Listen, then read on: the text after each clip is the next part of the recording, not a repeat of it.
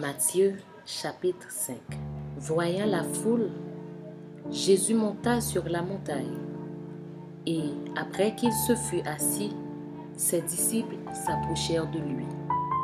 Puis, ayant ouvert la bouche, il les enseigna et dit: Heureux les pauvres en esprit, car le royaume des cieux est à eux. Heureux les affligés, car ils seront consolés. Heureux les débonnaires, car ils hériteront la terre. Heureux ceux qui ont faim et soif de la justice, car ils seront rassasiés. Heureux les miséricordieux, car ils obtiendront miséricorde. Heureux ceux qui ont le cœur pur, car ils verront Dieu. Heureux ceux qui procurent la paix, car ils seront appelés fils de Dieu. Heureux ceux qui sont persécutés pour la justice, car le royaume des cieux est à eux. Heureux serez-vous lorsqu'on vous outragera, qu'on vous persécutera et qu'on dira faussement de vous toutes sortes de mal à cause de moi.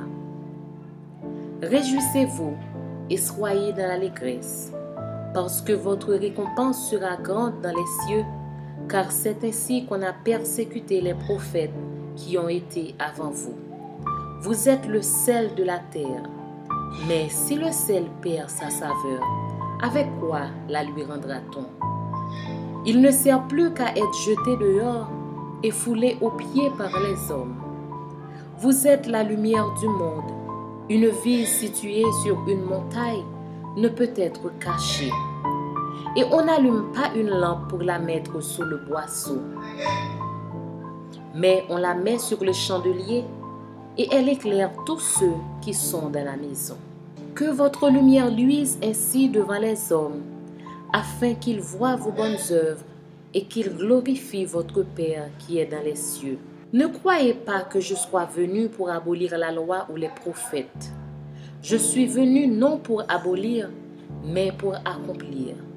Car je vous le dis en vérité, tant que le ciel et la terre ne passeront point, il ne disparaîtra pas de la loi un seul iota ou un seul trait de lettre jusqu'à ce que tout soit arrivé. Celui donc qui supprimera l'un de ces plus petits commandements et qui enseignera aux hommes à faire de même sera appelé le plus petit dans le royaume des cieux. Mais celui qui les observera et qui enseignera à les observer, celui-là sera appelé grand dans le royaume des cieux. Car je vous le dis, si votre justice ne surpasse celle des scribes et des pharisiens, vous n'entrerez point dans le royaume des cieux. Vous avez entendu qu'il a été dit aux anciens, « Tu ne tueras point. Celui qui tuera mérite d'être puni par les juges. » Mais moi, je vous dis que quiconque se met en colère contre son frère mérite d'être puni par les juges. Que celui qui dira à son frère « Raka » mérite d'être puni par le Sanhédrin. Et que celui qui lui dira « Insensé » mérite d'être puni par le feu de la géhenne.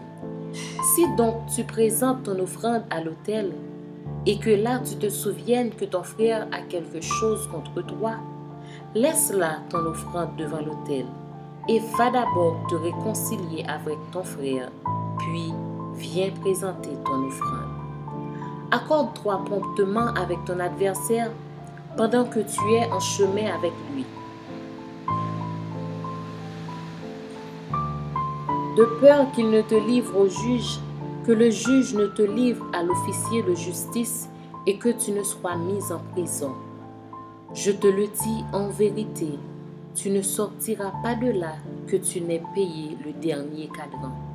Vous avez appris qu'il a été dit, tu ne commettras point d'adultère.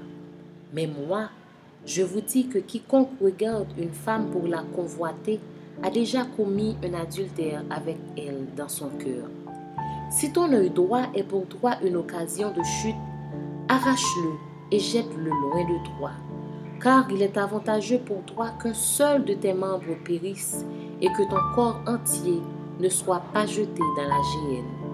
Et si ta main droite est pour toi une occasion de chute, coupe-la et jette-la loin de toi, car il est avantageux pour toi qu'un seul de tes membres périsse et que ton corps entier n'aille pas dans la géhenne. Il a été dit que celui qui répudie sa femme lui donne une lettre de divorce.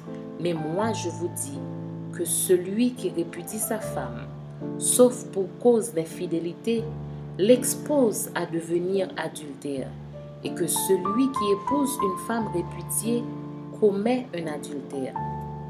Vous avez encore appris qu'il a été dit aux anciens, « Tu ne te parjureras point, mais tu t'acquitteras envers le Seigneur de ce que tu as déclaré par serment. » Mais moi, je vous dis de ne jurer aucunement, ni par le ciel, parce que c'est le trône de Dieu, ni par la terre, parce que c'est son marchepied, ni par Jérusalem, parce que c'est la ville du grand roi.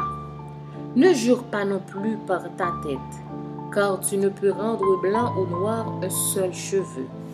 Que votre parole soit oui, oui, non, non. Ce qu'on y ajoute vient du malin. Vous avez appris qu'il a été dit œil pour œil et dent pour dent. Mais moi, je vous dis de ne pas résister aux méchants.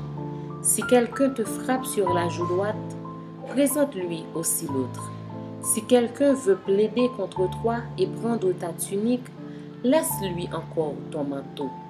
Si quelqu'un te force à faire 1 000, fais-en 2 avec lui. Donne à celui qui te demande et ne te détourne pas de celui qui veut emprunter de toi. Vous avez appris qu'il a été dit, tu aimeras ton prochain et tu haïras ton ennemi. Mais moi je vous dis, aimez vos ennemis, bénissez ceux qui vous maudissent, faites du bien à ceux qui vous haïssent et priez pour ceux qui vous maltraitent et qui vous persécutent, afin que vous soyez fils de votre Père qui est dans les cieux, car il fait lever son soleil sur les méchants et sur les bons, et il fait pleuvoir sur les justes et sur les injustes. Si vous aimez ceux qui vous aiment, quelle récompense méritez-vous? Les publicains aussi n'agissent-ils pas de même? Et si vous saluez seulement vos frères, que faites-vous d'extraordinaire? Les païens aussi n'agissent-ils pas de même? Soyez donc parfaits, comme votre Père céleste est parfait.